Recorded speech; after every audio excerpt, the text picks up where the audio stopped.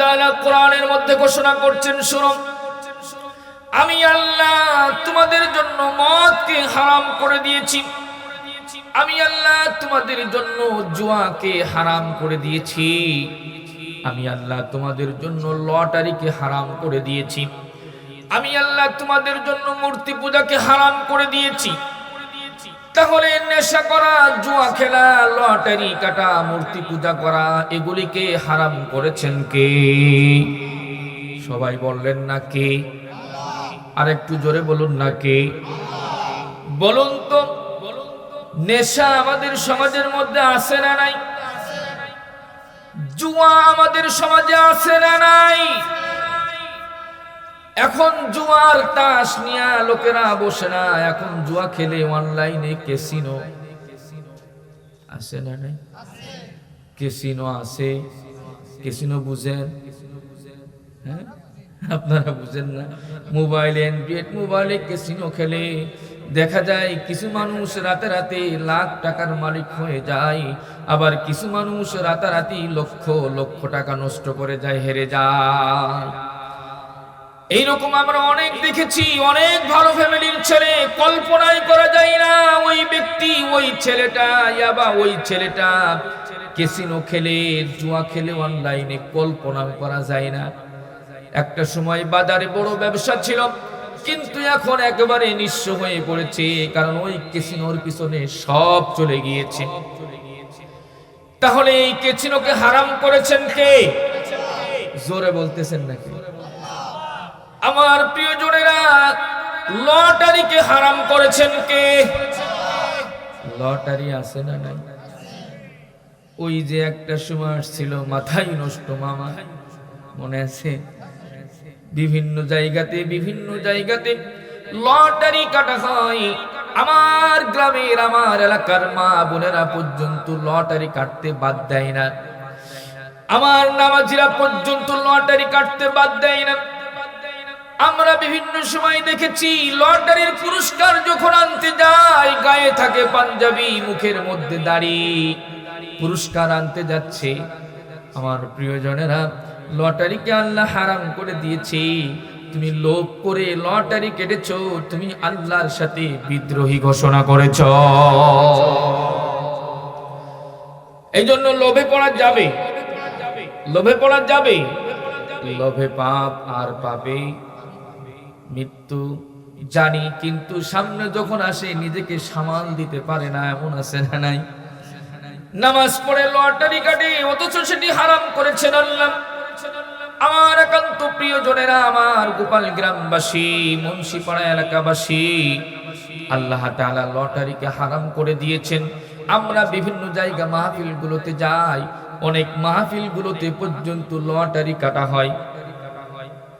আপনারা জানেন কিনা জানি না, বিভিন্ন মাহফিলগুলোতে লটারি চলে, অথচ এই লটারিকে হারাম করেছেন কে? লোভ করা যাবে না।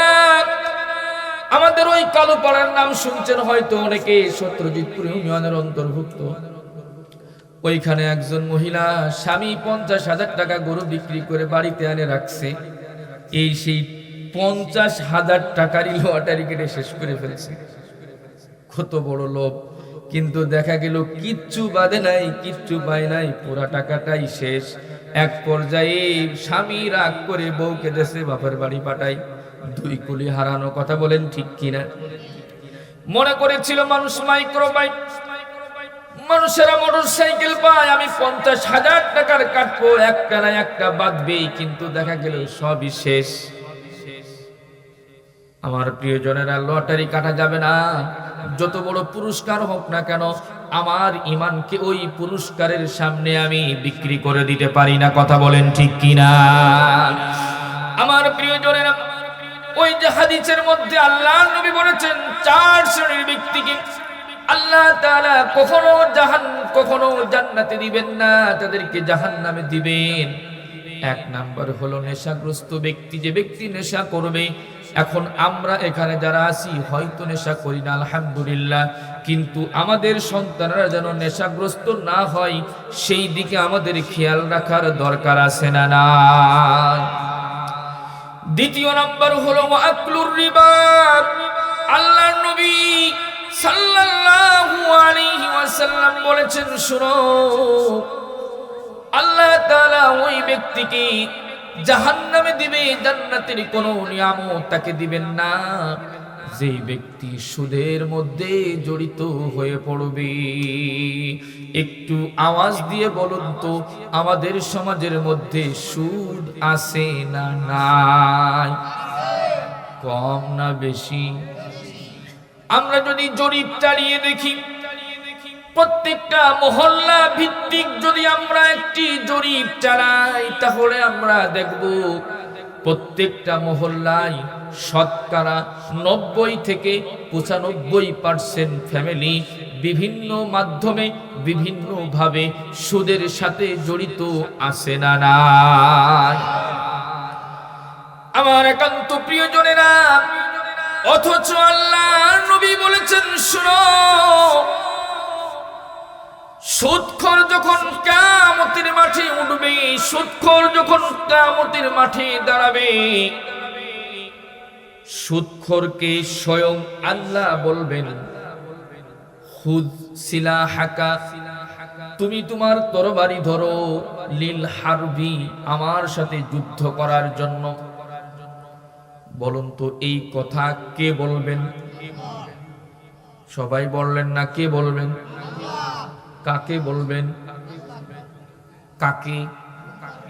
আমি সুদ খাই, সুদের সাথে জড়িত, আমি কিস্তির সাথে জড়িত, বীমার সাথে জড়িত, ইন্স্যুরেন্সের সাথে জড়িত, ব্যাংকের সাথে আমি জড়িত, জমি ময়ূরসি রাখার মধ্যে আমি জড়িত। আমি যখন কিয়ামতের মাঠে উঠব, আল্লাহ আমাকে বলবেন, খুদ সিলাহাকা লিল হাদ, ওরে নাফরমান, তরবারি উঠা, আর আমি আল্লাহর সাথে যুদ্ধের জন্য প্রস্তুতি নেই। বলুন তো, আল্লাহর সাথে যুদ্ধ করার মতন ক্ষমতা আমাদের কারোর আছে? এত আসতে বললেন, কাছে? আল্লাহর সাথে যুদ্ধ করার মতন ক্ষমতা পৃথিবীর কারো আছে? আল্লাহর সাথে যুদ্ধ করার তো দূরে থাক, 2020-21 সালে আল্লাহ তাআলা করোনা পাঠালেন, মনে আছে না নাই? নাকি ভুলে গেছে? করোনা দেখাও যায় না। এই করোনার ভয়ে গোটা পৃথিবী স্তব্ধ হয়ে গিয়েছিল। কথা বলেন ঠিক কিনা? আল্লাহর সাথে যুদ্ধ করার মতন ক্ষমতা পৃথিবীর কারো নাই। নমরুদ ছিল বড় বাদশা, পৃথিবীর মধ্যে 4 জন বাদশা ছিল নাম করা, যিনি যারা গোটা পৃথিবীকে শাসন করেছে, পরিচালনা করেছে। তন্মধ্যে একজন হলো নমরুদ। এই নমরুদ আল্লাহর সাথে যুদ্ধ করার জন্য, আল্লাহর সাথে যুদ্ধ করে আল্লাহকে হত্যা করার জন্য আসমানে ওড়া শুরু করলো। আর আজ থেকে 4500 বছর পূর্বে, তখন তো বিমান ছিল না, তখন তো যুদ্ধ জাহাজ ছিল না, তখন তো যুদ্ধ বিমান ছিল না।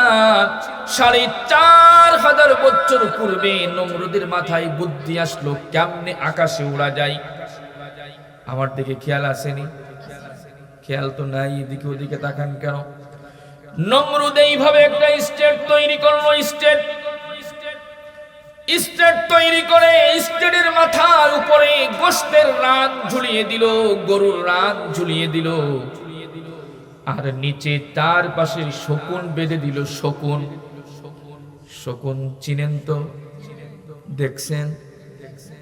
আমাদের এই বয়সে দেখার সুযোগ নাই। আগে শুনছি নাকি শকুন আসতো আমাদের এলাকায়, এখন তো শকুনের চেয়ে বড় শকুন হয়ে গেছে মানুষ।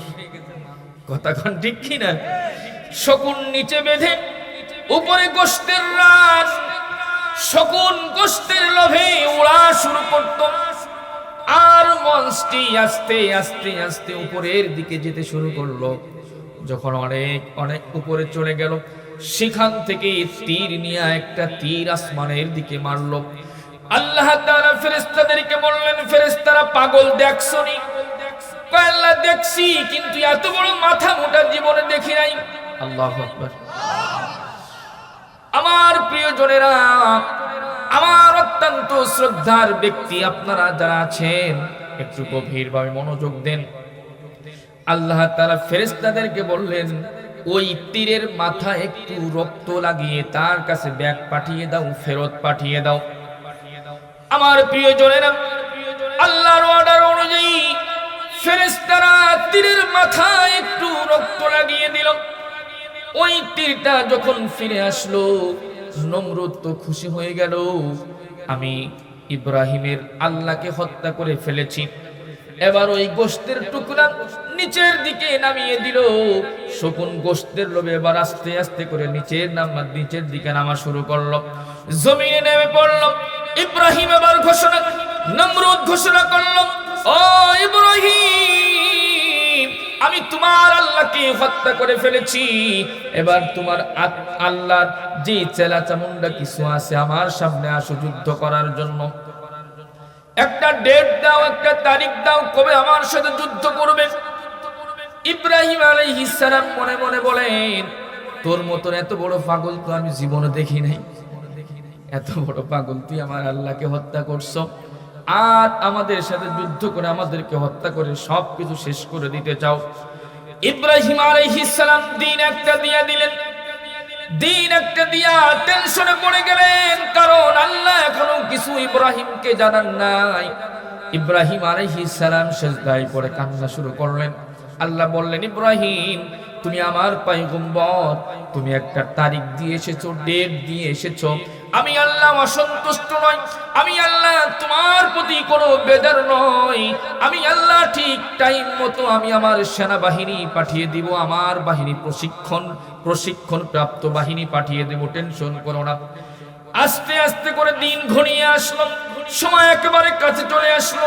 এমনকি ওই দিনটা চলে আসলো, সকালবেলা ইব্রাহিম পয়গম্বর সিজদায় পড়ে আল্লাহর কাছে কান্নাকাটি করা শুরু করলেন। আল্লাহ, আমি কি অপমানিত হয়ে যাব, আমি কি লজ্জিত হয়ে যাব, আজ বুঝি আমি অপদস্থ হয়ে যাব। আমার আল্লাহ বলেন না, আমি আল্লাহ তোমাকে অপমানিত করব না, আমি আল্লাহ তোমাকে অপদস্থ করব না। আল্লাহ তাআলা বলেছেন, কুলিল্লাহুম্মা মালিকাল মুলকি তুতিল মুলকা মান তাশা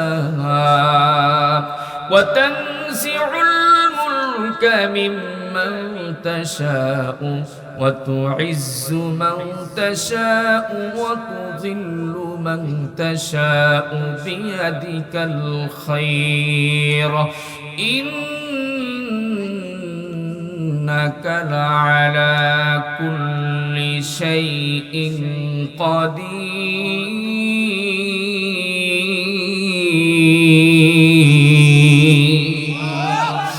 আমার ভাইয়েরা, আল্লাহ বলেছেন, শুনো, আমি আল্লাহ যাকে চাই রাজত্ব দান করি, আবার আমি আল্লাহ যাকে চাই রাজত্ব তার কাছ থেকে ছিনিয়ে নেই। আমি আল্লাহ যাকে চাই ইজ্জত দান করি, আবার আমি আল্লাহ যাকে চাই বেইজ্জতি করি। এই রিমোটটা কার হাতে? আপনি চাইলে একজনকে বেইজ্জতি করতে পারবেন না, কারণ আল্লাহ যদি তাকে ইজ্জত দিতে চায়, আপনি হাজার চেষ্টা করলেও কখনোই আপনি তাকে বেইজ্জতি করতে পারবেন না। কথা বলেন ঠিক কিনা? বিগত সরকার, শেখ হাসিনা সরকার উলামা ইকরামকে বেইজ্জতি করতে চেয়েছিল, মামুনুল হককে, আল্লামা দেলোয়ার হোসেন সাঈদী সহ তাদেরকে বেইজ্জতি করতে চেয়েছিল, চরমুনার নায়েবে আমিরকে রক্তাক্ত করেছিল, বেইজ্জতি করতে চেয়েছিল। কিন্তু আল্লাহ চেয়েছেন তাদের ইজ্জত বাড়িয়ে দিতে। বলুন তো, তাদের ইজ্জত এখন কম না বেশি? এখন অনেক ইজ্জত দিয়েছেন কে?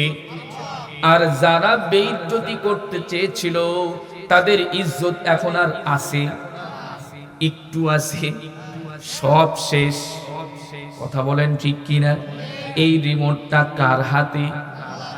সবাই বলেন না, কার হাতে? আল্লাহ বুঝি এখন আগের মতো না শক্তিশালী নাই? আছে? আগের মতো আছে? আমার ভাইরা, আল্লাহ যদি আগের মতো থাকে, হাসিনা যেই কর্মগুলি করেছিল, যেই পথে চলেছিল, যেই রাস্তায় চলেছিল, আবার যদি কেউ নতুন করে সেই পথে চলে সেই রাস্তায় চলতে চায়, তাদেরকে যতটুকু অপমান আল্লাহ করেছিলেন তার চেয়েও বেশি অপমানিত তারা হবে। কথা বলেন ঠিক কিনা? আমার ভাইয়েরা, ইব্রাহিম পয়গম্বর মনে আছে? ইব্রাহিম পয়গম্বর সিজদায় পড়ে চোখের পানি ছেড়ে দিয়েছে, আল্লাহ আমি কি আজ বেইজ্জতি হয়ে যাব, অপমানিত হব? আল্লাহ বলছেন, না ইব্রাহিম, আমি আল্লাহ তোমাকে বেইজ্জতি করব না, অপমানিত করব না, অপদস্থ করব না। ইব্রাহিম আলাইহিস সালাম বললেন, আল্লাহ সকাল 10টায় আমাদের যুদ্ধ শুরু হবে, এখন বেজে গেল 8টা, আর মাত্র 2 ঘন্টা সময় বাকি আছে, এখনো তো তোমার সৈন্যবাহিনী পাইলাম না। আল্লাহ তাআলা বললেন, ও ইব্রাহিম, অমুক পাহাড় আছে, ওই পাহাড়ের একটি গুহা আছে, ওই গুহার মুখটাকে আমি আল্লাহ বন্ধ করে রেখেছি, তোমার কাজ হলো ওই গুহার মুখটা একটু খুলে দিবা। আল্লাহু আকবার। ইব্রাহিম আলাইহিস সালাম তিনি চলে গেলেন।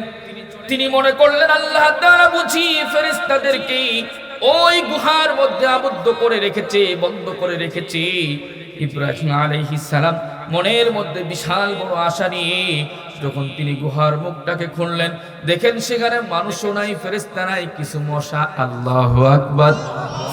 আমার প্রিয়জনেরা, ইব্রাহিম আলাইহিস সালাম আবার আল্লাহকে ডাক দিয়ে বলেন, মালিক, ওগো রব্বুল আলামিন, আমি তো গুহার মুখটা খুললাম, সেখানে কোনো সেনাবাহিনী পাইলাম না, ফেরেশতাও পাইলাম না, মানুষও পাইলাম না, কিছু মশা। আল্লাহ তাআলা বললেন, আমার সেনাবাহিনী আজকের মশা। সুবহানাল্লাহ বলেন। আল্লাহ তাআলা বলেন, ইব্রাহিম আলাইহিস সালামকে বললেন, ইব্রাহিম তুমি মশাগুলির আগে আগে চলতে থাকো, মশা বাহিনী তোমাকে অনুসরণ করবে। ইব্রাহিম আলাইহিস সালাম চলতে শুরু করলেন, মশাগুলি পিছনে আস্তে আস্তে আসা শুরু করলো। হাজার হাজার লক্ষ লক্ষ মানুষ ছিল এবং অগণিত মশা ছিল।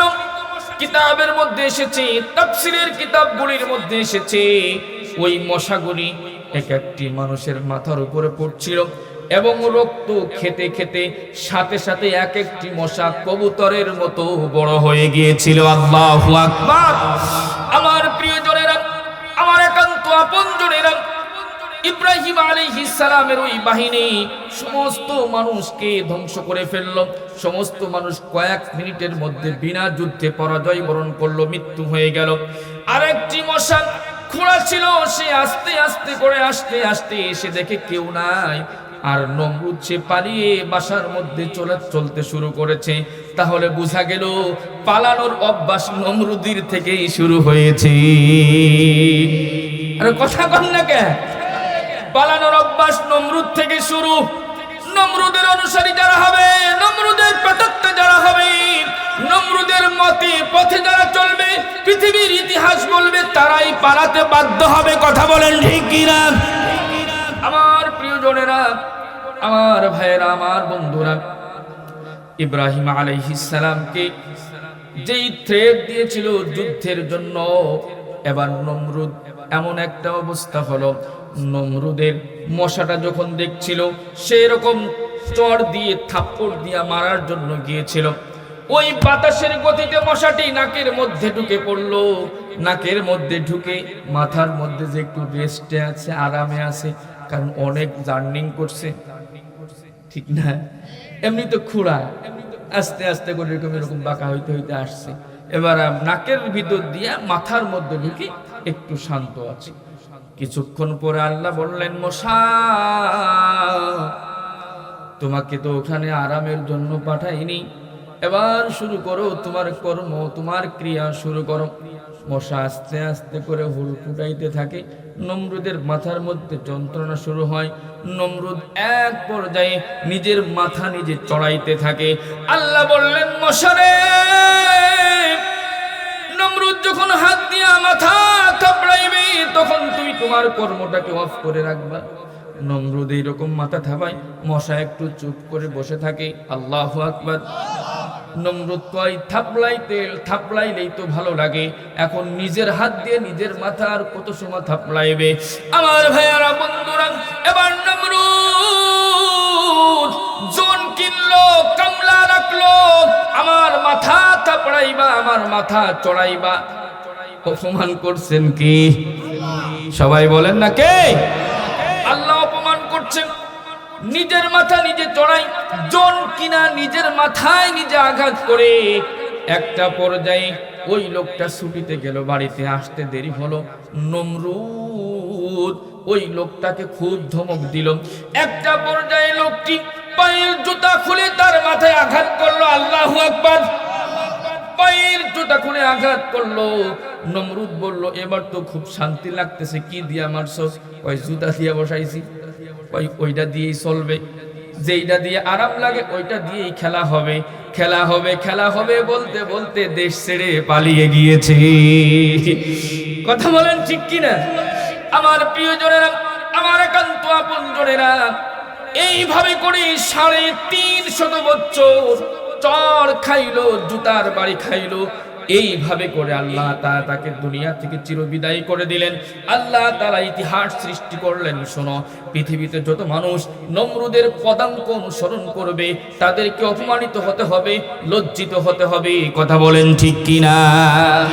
আমার ভাইয়েরা, বন্ধুরা, ওই যে হাদিস বলছিলাম মনে আছে তো? নাসাই শরীফের 5665 নম্বর হাদিস। আল্লাহ নবী সাল্লাল্লাহু আলাইহি ওয়াসাল্লাম বলেছেন, শুনো, 4 শ্রেণীর মানুষকে আল্লাহ জাহান্নামে দিবে, তাদেরকে কখনোই জান্নাতের কোনো নিয়ামত দিবেন না। এর দ্বিতীয় নাম্বার আমরা বলেছিলাম ওয়া আকলুর রিবা, যে ব্যক্তি সুদ খাবে, সুদের মধ্যে জড়িত হবে। আমি যেটা হাদিসটা শুনিয়েছিলাম, কিয়ামতের মাঠে সুদখোরকে আল্লাহ ডাক দিয়া বলবেন, খুয সিলাহাকা লিল হাদ, ও আমার অবাধ্য বান্দা, তুমি তরবারি উঠাও আর আমি আল্লাহর সাথে যুদ্ধের জন্য প্রস্তুতি নাও। এই কথাটা যদি আমাকে বলে, এই কথাটা যদি আপনাকে বলে, বলুন তো ওই দিন আমাদের আর কোনো পথ থাকবে? যেদিন কোন রাজা বাদশার প্রশংসা চলবে না। আল্লাহ কোরআনের মধ্যে বলেন, লিমানিল মুলকুল ইয়াউম লিল্লাহিল ওয়াহিদিল কাহ্হার।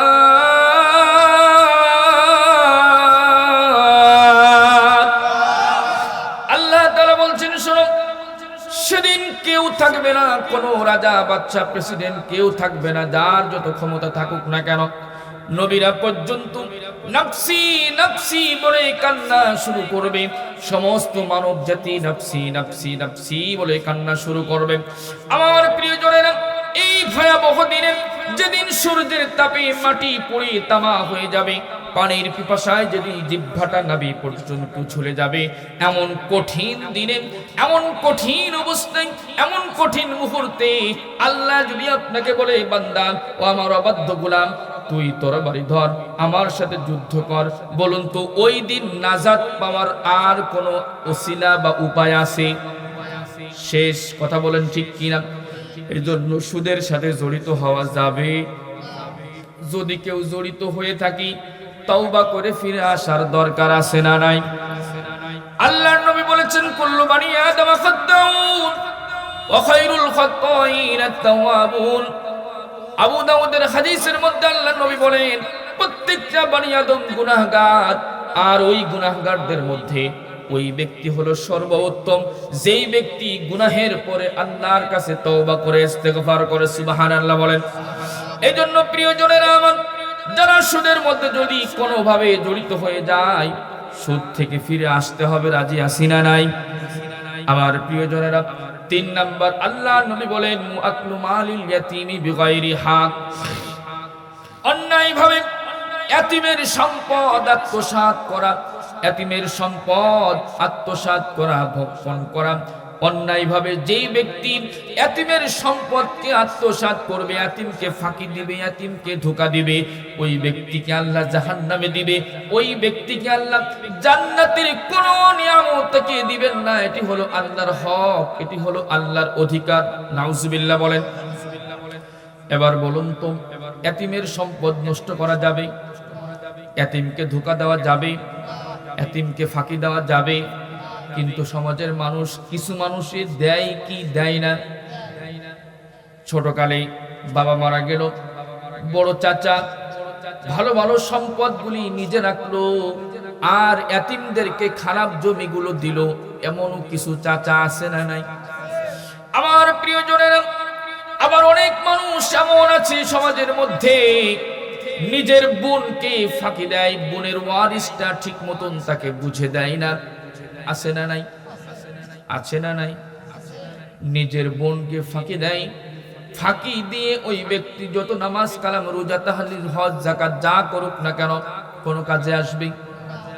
শরীক ফাঁকি দিয়ে আরো জঘন্য গুনাহ। আপনার বাবা যদি মারা যায়, আমার বাবা যদি মারা যায়, বাবার যে সম্পদ আছে এই সম্পদটি আল্লাহর বিধান অনুযায়ী বন্টিত হবে, বন্টন করা হবে। আল্লাহর বিধান অনুযায়ী সম্পদটা বন্টন করতে হবে। এই বন্টনের মধ্যে বোনকে ফাঁকি দেওয়া যাবে না, বোনকে কম দেওয়া যাবে না। অনেক ভাই এমন আছে ভালো ভালো জায়গাগুলো নিজে নিয়েছে আর মাঠান জমিগুলো বোনকে দিয়েছে, আছে না নাই? বোনকে ফাঁকি দেওয়া যাবে না।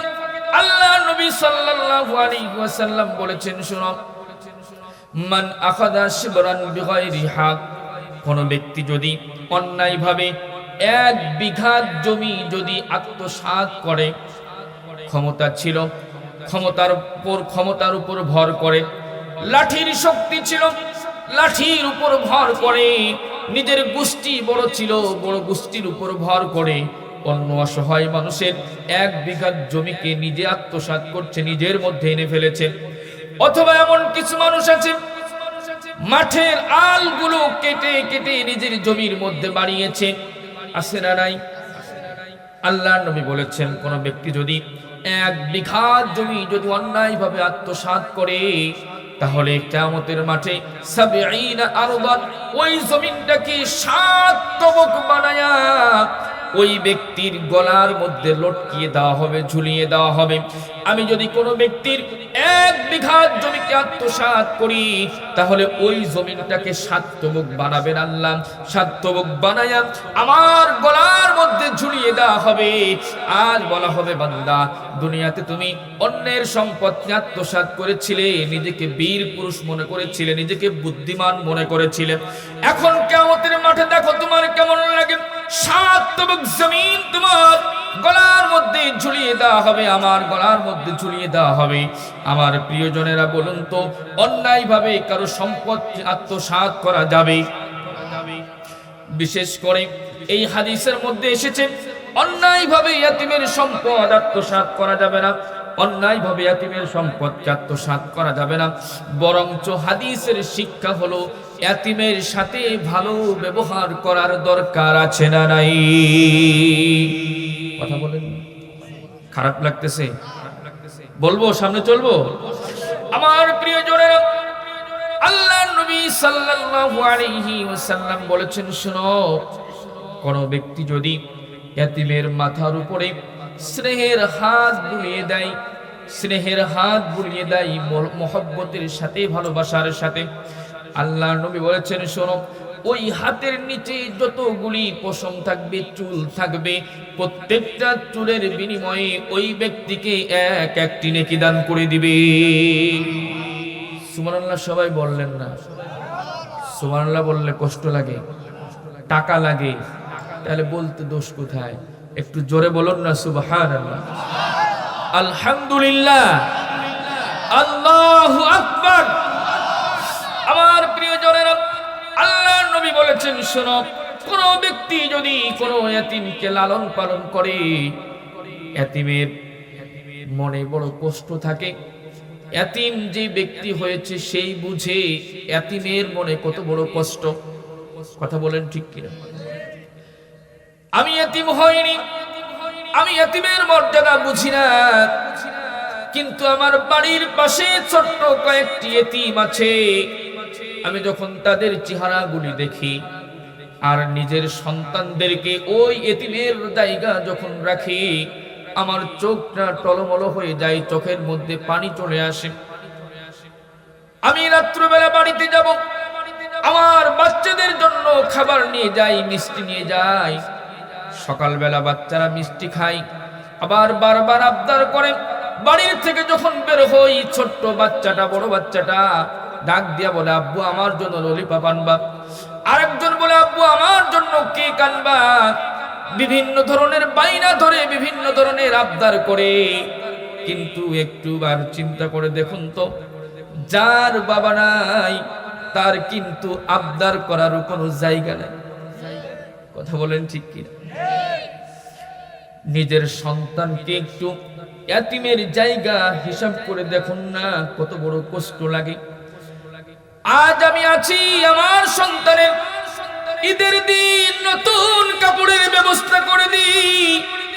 যদিও আমি বাবা নতুন কাপড় ব্যবহার করতে পারি না, কিনতে পারি না, যদিও আমার স্ত্রীর জন্য নতুন কাপড়ের ব্যবস্থা করতে পারি না, কিন্তু ঈদের দিন আসলে বাচ্চাদের জন্য ভালো কাপড়ের ব্যবস্থা আমরা প্রত্যেকেই করে থাকি। কথা বলেন ঠিক কিনা? আমার ভাইয়ারা, বন্ধুরা, হঠাৎ মনে পড়ে গেল মদিনা ঈদের দিন প্রত্যেকের বাড়িতে ঈদের আমেজ বিরাজ করছে, ঈদের আনন্দ বিরাজ করছে প্রত্যেকের বাড়িতে, কিন্তু একজনের বাড়িতে কোনো আনন্দ নাই, একজনের বাড়িতে ঈদের কোনো আমেজ নাই, ঈদের কোনো আনন্দ নাই। সেই বাড়িটা হলো ইমাম হাসান আর হুসাইনের বাড়ি। সেই বাড়িটি হলো ফাতিমাতুজ জাহরার বাড়ি। সেই বাড়িটি হলো আলী ইবনে আবি তালেবের বাড়ি। ঈদের দিন তাদের বাড়িতে ঈদের কোনো আনন্দ বলতে কিছু নাই। হাসান আর হুসাইন ছোট মানুষ, অন্যান্য দিনের ন্যায় ঈদের দিনও তারা একইভাবে রুটিন মতন খেলা করতেছে। দুই ভাই খেলা করে। পাশের বাড়ির আত্মীয়, পাশের বাড়ির লোকেরা, ছোট ছোট বাচ্চারা নতুন কাপড় পরে ইমাম হাসান আর হুসাইনকে ডাক দিয়া বলে, আজকে ঈদের দিন, তোমরা কি জানো না? ইমাম হাসান আর হুসাইন বলে, না, আমরা তো জানি না। বলে, এই যে দেখো, আমরা নতুন পোশাক পরেছি, নতুন জুতা স্যান্ডেল আমরা কিনেছি, আমরা সুন্দর সাজে সজ্জিত হয়ে পড়েছি। তোমরা কি আমাদের সাথে ঈদগাহে যাবে না? নতুন কাপড় বুঝি পরবে না? ইমাম হাসান আর হুসাইন একে অন্যকে বলে, চল ভাই, মার কাছে চলে যাই। মার কাছে যেয়ে ডাকতে বলে, মা গো, আজকে বুঝি ঈদের দিন? কে বলছে বাবা?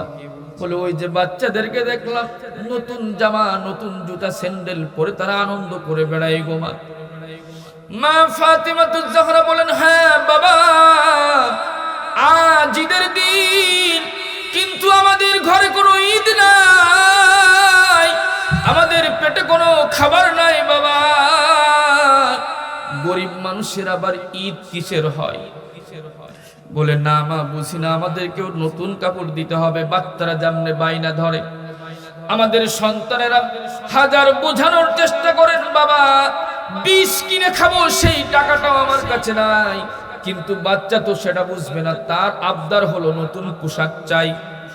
কথা বলেন ঠিক কিনা? দুই ভাই যখন মার কাছে বাইনা ধরছে, মা একটা পর্যায়ে বলে, বাবা তোমরা অপেক্ষা করো, তোমাদের জন্য কাপড় বানাতে দেওয়া আছে, সময় মতো চলে আসবে। দুই ভাই খেলা করছে, আবার প্রতিবেশী বাচ্চারা আসলো, আবার তাদেরকে এইভাবে যখন বলা বলি করলো, আবার দুই ভাই মার কাছে চলে গেল, মাগো আমাদের জন্য কি পোশাক এখনো আসে নাই? আস্তে আস্তে করে ঈদের জামাতের সময় কাছে আসতেছি, আর দুই ভাই মার কাছে বাইনা ধরে, মাগো আমাদের ঈদের পোশাক বুঝি এখনো আসে নাই?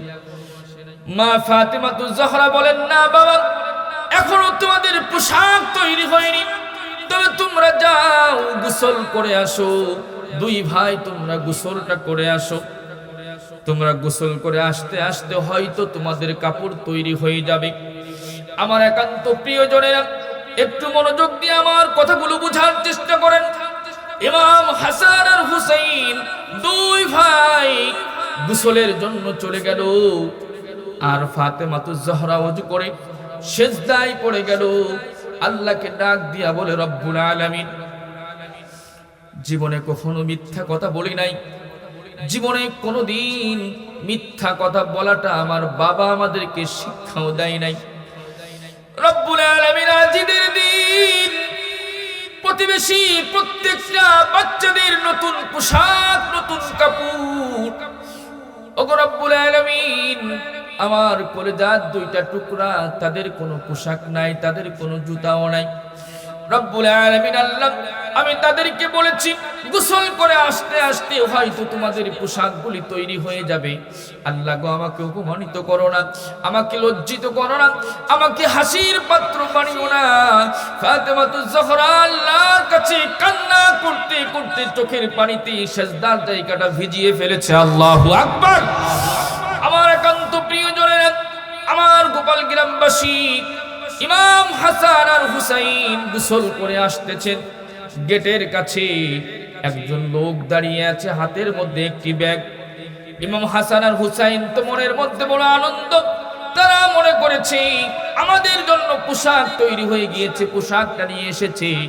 ওই অপরিচিত লোকটি ওই ব্যক্তি হাসানের কাছে ধরিয়ে দিয়ে বলল, যাও তোমাদের মার কাছে নিয়ে চলে যাও। আল্লাহু আকবার। ফাতেমাতুজ জোহরা সিজদায় পড়ে আছেন। ইমাম হাসান আর হুসাইন ডাক দিয়া বলে, মা, এই দেখো আমাদের জন্য নতুন পোশাক চলে এসেছে। ফাতেমাতুজ জোহরা সিজদা থেকে মাথা উঠায়া ব্যাগটা হাতে নিয়া ব্যাগটা খুলছে। খুলে দেখে এমন দৃশ্য দেখলো, তার চোখ দিয়ে পানি চলে আসলো। ব্যাগটা খুলে দেখলো এই ব্যাগের মধ্যে আল্লাহ তাআলা জান্নাত থেকে রেশমের 2টা পোশাক পাঠিয়ে দিয়েছে। আল্লাহু আকবার। আমার প্রিয়জনেরা, আমার একান্ত আপনজনেরা, যেই কথা বলছিলাম, যেই বাড়িতে এতিম আছে ওই এতিম বুঝে মা হারানোর কত বড় কষ্ট, বাবা হারানোর কত বড় কষ্ট। কথা বলেন ঠিক কিনা? আমার ভাইয়েরা, বন্ধুরা, আল্লাহর হাবিব সাল্লাল্লাহু আলাইহি ওয়াসাল্লাম বলেছেন, যেই ব্যক্তি এতিমকে লালন পালন করবে ওই ব্যক্তি আর আমি জান্নাতের মধ্যে এতটুকু দূরত্বে অবস্থান করব। আপনারা কি দেখতে পান? এই নখের মাথা থেকে এই নখের মাথা যতটুকু দূরত্বের মধ্যে আছে, যতটুকু দূরে অবস্থান করছে, আল্লাহর নবী নিজের আঙুল মোবারক উঁচু করে দেখিয়ে দিলেন। শোনো আমার সাহাবায়ে কেরাম, যেই ব্যক্তি কোন এতিমকে লালন পালন করবে ওই ব্যক্তি আর আমি জান্নাতের মধ্যে এতটুকু দূরে অবস্থান করব। চিৎকার দিয়ে বলুন না সুবহানাল্লাহ। এই জন্য এতিমের সাথে ভালো আচরণ করতে হবে, এতিমকে লালন পালন করতে হবে, এতিমের মাথায় হাত বুলিয়ে দিতে হবে। মাঝে মধ্যে এতিম কোনো বাচ্চা দেখলে 5 টাকা 10 টাকা 1 প্যাকেট ভাজা, একটা চানাচুর, একটা চিপস কিনে দিতে হবে। রাজি আছি না নাই?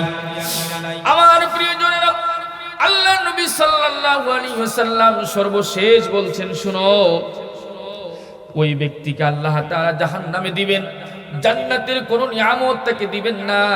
3 নাম্বার হল, 4 নাম্বার হলো যেই ব্যক্তি ওয়াল আকুলিল ওয়ালিদাইন,